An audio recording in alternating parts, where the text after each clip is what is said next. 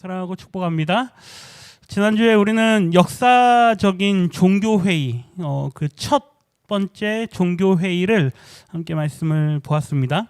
이방인이 구원받을 수 있느냐, 이방인이 우리와 같은 공동체 안에 들어올 수 있느냐라고 하는 문제에서 초대교회의 지도자들이었던 베드로와 또 예수님의 형제 야고보, 그리고 그 함께 모여있던 사도들이 이방인들도 이제 구원받을 수 있는 문이 열렸고 그들에게도 성령이 임했으니 우리가 그들을 막을 수 없다. 그리고 또 다른 문제 중에 하나는 율법을 어떻게 할 거냐. 그래서 율법을 지키는 게 구원의 조건이 아니다. 할례는 안 받아도 된다. 다만 그들의 옛 습관, 우상 숭배와 관련된 그들의 생활 습관들이 여전히 있기 때문에, 그리고 그 과거의 옛 습관을 버리도록 그들에게 권면하자라는 게 초대교회 때 결정했던 내용이었습니다. 이제 그 내용을 가지고 바나바와 바울이 이제 그들이 보냄받았던 안디옥으로 다시 돌아가서 이제 그 모든 내용들을 다 이야기를 해줍니다. 35절에 보면 안디옥에서 그들이 머물면서 많은 형제들과 함께 이제 시간을 보낸다라고 하면서 말씀이 끝나죠.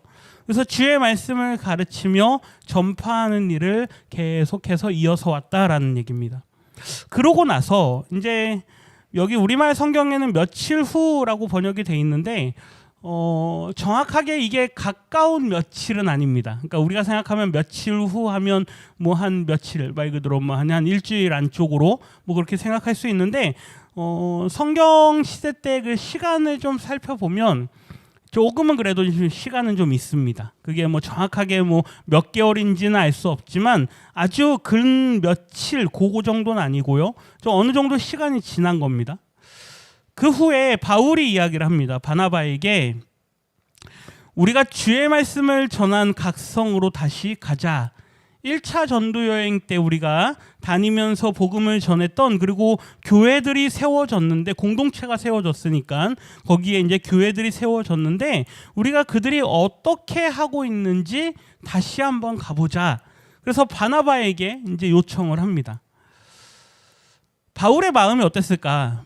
바울이 이제 이방인들에게 열심히 복음을 전하고 왔고, 그리고 그곳에 교회들, 공동체들이 세워진 거를 이제 그가 눈으로 직접 보고 왔으니까 그의 마음이 어땠을까? 첫 번째는 아마 이런 거겠죠. 그들이 믿음을 잘 지키고 있을까? 그렇죠? 예수님에 대한 그 믿음, 그리고 성령을 받고 그들이 갖고 있는 그 신앙을 잘 지키고 있을까? 또 다른 한편으로는 그때 마지막에 자기가 당했던 게 뭡니까? 유대인들이 막 와가지고 저 사람의 하는 말은 가짜다. 저 바울은 율법을 안 지켜도 된다라고 하는 사람이다. 막 그러면서 회방하지 않았습니까? 그러니까 그들을 방해하는 유대인들이 있진 않을까? 율법으로 너희는 할례를 받아야 된다라고 막 하는 사람들이 있지 않을까? 막 걱정이 되지 않았을까? 염려가 되는 거죠. 마지막 하나 더 생각해 볼 수 있는 건 그들이 신앙을 버리고 옛 습관으로, 즉 우상 숭배하는 그 신앙으로 돌아가진 않았을까? 여기서 한 가지 생각할 수 있는 건 그 당시에 우상 숭배는 특별히 황제 숭배와 연결되어 있습니다. 황제 숭배. 그러니까 황제가 뭐냐? 신이다. 그래서 황제를 신으로 여기고 그 황제가 신이다라는 걸 인정해야, 서약을 하는데요. 서약을 해야 경제 활동을 할 수 있는 그런 사회 구조였습니다. 그러니까 우리가 오늘날도 조합이 있는데요. 조합에 들어가는 이유가 뭡니까? 조금 더 활동을 잘하게 하기 위해서. 근데 그 조합에 가입하려면 황제를 신으로 숭배합니다라는 서약을 해야만 했습니다. 그러니까 초대교회 때 여러 로마의 황제들이 기독교인들을 박해하면서 이제 그들이 신앙을 유지하기가 힘들었던 이유 중에 하나가 바로 이건데요. 황제가 신이다라고 하는 걸 당신들이 인정해라. 그래야 경제 활동도 할 수 있고 가서 장사도 할 수 있다. 그런데 기독교인들이 그걸 할 수 있습니까? 없죠. 오직 누구만? 예수 그리스도만 우리의 주이십니다 라고 하는 그 고백을 해야만 했기 때문에, 그래서 그들이 경제적으로 어렵게 살았던 거죠. 바울이 아마 이런 마음들이 그에게 있었을 겁니다. 그래서 우리가 한번 가봅시다. 그 길이 뭐 여기 가까운 데 가자 뭐 이런 정도 이야기입니까? 아니잖아요. 배 타고 산 넘고 막 얼마나 먼 거리였습니까? 그곳을 다시 가자라고 할 때 바나바도 아마 쉽지는 않았을 겁니다. 아유, 한번 갔다 왔으면 됐지. 그걸 뭘 또 가나. 근데 이제 재밌는 거는요. 이제 단기 선교를 다녀오거나 혹은 뭐 이렇게 우리 선교사님들처럼 이렇게 한 텀 4년 이상, 한 텀, 두 텀 이렇게 해서 장기로 선교지에 있었던 분들은 그곳을 꼭 다시 가보고 싶어 합니다. 왜 그럴까요? 그때 내가 만났던 사람들, 그때 내가 복음을 전했던 그 사람들, 그리고 우리와 함께 교제하고 함께 신앙생활했던 그 사람들이 잘 하고 있을까 궁금한 거죠. 그러니까 다시 늘 가고자 하는 마음이 생기는 겁니다. 이제 문제는 37절이죠. 이 바나바는 원래 그의 이름의 뜻도 위로를 잘하는 사람 뭐 이런 겁니다. 그러니까 그만큼 이 사람은 뭐로 유명했냐? 사람들을 이렇게 자꾸 세워주고 끌어주고 이끌어주고, 그러니까 그런 일을 굉장히 잘했던 사람이죠. 바울이 위험에 처했을 때는, 오해를 받을 때는 바나바를 대신 변호했던 사람이, 바울을 대신 변호했던 사람이 누구입니까? 바나바. 그렇죠? 그러니까 이 바나바는 자기 조카이기는 하지만, 마가 요한이 비록 자기 조카이긴 하지만 그래도 걔한테 다시 한번 기회를 줍시다. 다시 한번 기회를 줍시다 그러죠. 근데 바울이 뭐라 그럽니까? 된다 안 된다? 안 된다. 바울은 아주 칼 같은 사람입니다. 기면 기고 아니면 아닌 거죠. 그러니까 그가 여기서 강하게 하는 이유가 분명히 있는데, 그 옛날 그때 당시 1차 선교여행 때 저 산맥을 보고 야, 안 되겠다. 도망가 버린 그 사람을 어떻게 데려가냐. 그가 그렇게 도망감으로 인해서 우리 팀에게 얼마나 부정적인 영향을 끼쳤느냐. 뭐 그러는 거죠. 자, 한번 성도님들께 한번 여쭤보겠습니다. 바나바가 옳습니까? 바울이 옳습니까? 성경에 그렇게 써 있으니까 뭐 바울이라고 얘기하지 마시고, 바나바의 입장도 이해되지 않으십니까? 그러니까 그의 조카라서가 아니라 바나바는 목회적인 관점으로 접근하는 겁니다. 저 마가 요한 젊은 사람인데 저 사람도 이번에 잘 다시 한번 기회를 주고 잘 데리고 가서 훈련시키면 저 사람도 교회의 지도자가 되지 않겠느냐, 잘 이끌어주면 되지 않겠느냐, 이런 거죠. 바나바는 대단히 목회적인 사람입니다.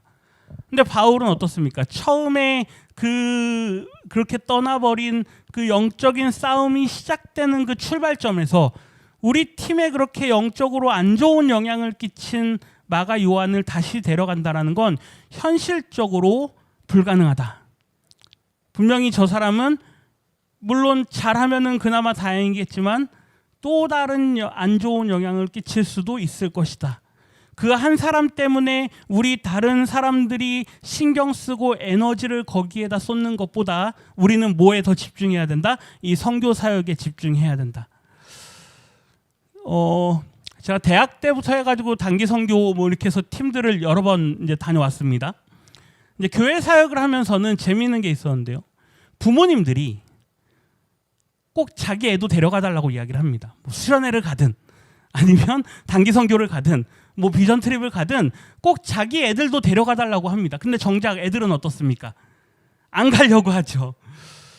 가면 어떻게 가고 갑니다. 가면 문제가 생길까요? 안 생길까요? 생깁니다. 우리 같이 왔던 수련회 팀 전체한테 안 좋은 영향도 끼치고, 교사들이 걔 한 명 때문에 다 달려들어가지고, 그렇죠? 다 같이 고기를 구워 먹는데 저는 삼겹살 안 먹습니다. 별별 애들 다 있죠. 단기 선교를 가도 그렇습니다. 비전 트립을 가도 그렇습니다. 본인이 안 가겠다 그러고 준비가 안 됐으면 사실은 데려가면 안 되죠. 그런데 부모님의 마음은 어떻습니까? 그러면 이제 장로님이 오셔서 이야기합니다. 그래도 누구 집사님 앤데 같이 어떻게 좀 설득해가지고 데려가게 해달라고. 그 담임 목사님이 와가지고 이야기합니다. 그 누구 장로님 앤데 좀 그래도 데려가야 되는 거 아니냐. 칼같이 자를까요? 그래서 훈련을 합니다. 12주 동안 이 훈련에 잘 참여해서 통과하면 데리고 갑니다. 그게 아니면 어떻게 할 수 없습니다. 왜 그럴까요? 선교적인 입장에서는 지금 가서 해야 될 일이 한두 개가 아닌데 그걸 어떻게 다 챙깁니까? 바울은 사역에 도움이 안 된다. 거기에다가 에너지를 쓸 수가 없다. 근데 바나바는 어떻습니까? 그래도 한 영혼이 귀한데 그 영혼 이번에 안 데리고 가면 쟤 언제 회복시키냐 뭐 이런 거겠죠. 마치 예수님이 베드로에게 그가 부인한 후에 찾아오셨던 것처럼 그에게 한 번 더 기회를 주자 이러는 겁니다. 그런데 이 사도행전은 사도 바울의 관점에서 기록이 돼 있습니다. 그 이유가 뭘까요? 복음이 확장되어지는 그 일이 중요하기 때문에 사도 바울이 중심이 돼서 말씀이 기록되어 있죠. 성경은 이렇게 기록합니다. 이게 누가가 바라본 건데요. 누가는 이렇게 기록하죠. 서로 심히 뭐했다? 다투었다. 감정이 상했다라는 이야기입니다. 감정이 상할 정도로 뭔가 서로 의견이 맞지 않았다는 얘기죠. 분명히 바울도 인간이고 바나바도 인간이란 이야기입니다. 근데 둘이 서로 틀린 얘기하는 겁니까? 우리가 자꾸 성경을 볼 때 바울이 무조건 다 옳은 사람이다 이러면 안 됩니다. 그의 약점이 있습니까? 없습니까? 있습니다. 바나바도 무조건 좋은 사람이다 이렇게만 보면 안 됩니다. 인간은 누구나가 다 약점이 있죠. 이들이 여기서 만약에 잘 한 걸음씩 양보하고 했으면 이렇게까지 싸우진 않았을 겁니다. 그런데 분명히 바울은 선교적으로 우리에게 지금 중요한 건 뭐다? 사역이다. 이걸 강하게 강조했던 거고 성경은 그렇게 해서 바울과 바나바가 갈라졌다라는 이야기를 합니다. 바나바는 마가를 데리고 처음 그들이 갔던 구브로 섬으로 갑니다. 마가 요한이 실패했던 그 루트를 이렇게 다시 밟아보지 않았나. 원래 처음의 의도도 그들이 원래 이렇게 처음에 다녀왔던 그 지역들을 돌아보는 일이었으니까. 이후에 바울과 바나바가 뭐 서로 상종도 안 하고 그랬을까요? 여기에서 이제 우리가 볼 수 있는 게 있는데요. 교회에서 간혹 뭐 일을 하다 여전도든 뭐 남전도든 뭐 무슨 일을 하다가 의견이 충돌합니까 안 합니까? 하죠. 근데 그러면 다시는 상종 안 할 사람처럼 하는 사람들이 종종 있습니다. 다시는 안 볼 사람인 것처럼. 그렇죠? 분명히 의견 충돌은 일어날 수 있는데 사역적으로 동역하는데 분명히 어려움은 있을 수 있으나 나중에 성경에 보면 바울이 3차 전도 여행 때 고린도 전서를 기록하는데 그 고린도 전서에 보면 바나바에 대한 언급을 하는 걸 볼 수 있습니다. 고린도 전서 9장 6절인데요. 있습니다. 어찌 나와 바나바만 일하지 아니할 권리가 없겠느냐. 이게 무슨 말이냐면요. 바울이 평소에 사역하면서 그는 자기의 업을 가지고 사역을 했습니다. 뭘 했죠? 돈을 벌었죠. 왜요? 뭐가 필요하니까? 돈이 필요하니까. 선교 사역을 하려면 돈이 필요하니까 돈을 버는 일을 했습니다. 그의 업은 장막을 만드는 일. 나도 성도들한테 헌금 받아서 사역할 수 있다. 나도 힘들게 몸으로 일 안 하고 헌금 받아서 나도 사역할 수 있다. 나도 그럴 권리가 있다. 바나바도 일하면서 저렇게 힘들게 일하면서 사역하지만 바나바도 헌금 받으면서 사역에만 몰두할 권리가 있다. 다른 사도들처럼. 그런데 나는 그렇게 하지 않는다. 그리고 바나바도 그렇게 하지 않는 걸 봐라. 이걸 보면 바나바가 어떻게 사역하고 있는지 내용을 알고 있었단 얘기고 그들이 아주 친밀하게 어떤 그런 동역하면서 다니는 그런 사역을 함께 하지는 않았어도 계속해서 교류는 하고 있었다라는 걸 알 수 있죠. 마가 요한은 어떻습니까? 지난번에 봤지만 디모데한테 그가 감옥에 갇혀 있으면서 디모데한테 너가 올 때 마가를 데려와라. 그렇죠? 그러면서 뭐라 그럽니까? 그가 나에게 유익하다. 그러니까 바울은 비록 바나바와 충돌해서 갈라지긴 했지만 그들이 다시 상종 안 할 사람처럼 그러진 않았다는 이야기죠. 이걸 배우는 겁니다. 이걸. 의견 충돌이 있을 수 있습니다. 근데 막 다시는 안 볼 사람인 것처럼 서로 막 당짓고 막 분파 나눠가지고 얼마나 싸웁니까? 그러지 말란 얘기죠.